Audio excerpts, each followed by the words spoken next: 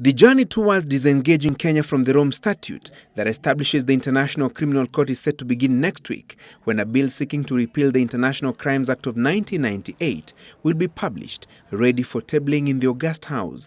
The bill is currently being drafted by the State Law Office and is likely to be handed to the Speaker of the National Assembly, Justin Muturi, and Majority Leader Aden Duale for perusal and approval next week. The draft bill will then be submitted to the government printer for publishing, a process that is likely to take a day or two. The bill will then be presented to the House Departmental Committee on Legal Affairs and Justice, and its members will have between 14 and 21 days to scrutinize it.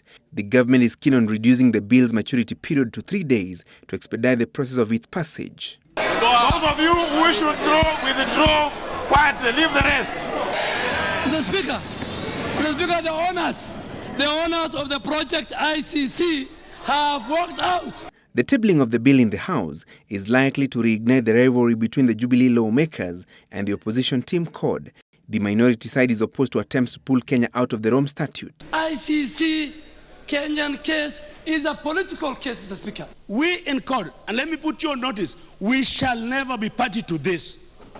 We will not. And as the August House prepares to determine the fate of the bill seeking Kenya's withdrawal from the ICC, Foreign Affairs Cabinet Secretary Amina Mohamed is in Prague, the Czech Republic, on a diplomatic charm offensive. She is lobbying delegates from Britain, USA, France, Russia and China, the 5 countries with veto power in the United Nations Security Council, to support Kenya's and, by extension, the African Union's request for the deferment of the Kenyatta-Ruto cases. Her mining counterpart Najib Balala, who was also part of the Kenyan delegation during the African Union extraordinary session on Saturday, will be tasked with directly seeking the support of Russia and China to back the deferment bid.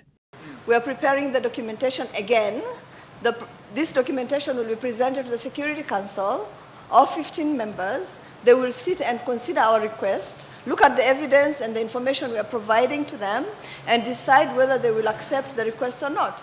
It is not yet confirmed when the UN Security Council will meet to discuss the deferment application, even though the African Union has asked the Council to determine the matter before the 12th of next month, when Kenyatta's case is expected to kick off.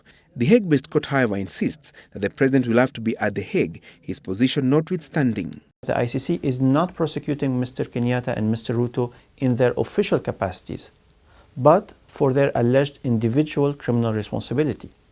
The ICC proceedings started a long time before Mr. Kenyatta and Mr. Ruto were elected to their current positions. The Rome Statute provides that the UN Security Council can defer cases at the ICC for a period of 1 year that is renewable, but only on security grounds. So far, no case before the ICC has been deferred, and the court says it will comply with the UN Security Council's directive. The ICC, as a purely judicial institution, cannot engage in a political debate, and is only bound by its legal rules as established by the state's parties. The UN Security Council has 15 members, among them 3 African countries, Rwanda, Togo and Morocco. Each member has a single vote, but the Council's decisions can be overturned by the 5 members with veto power.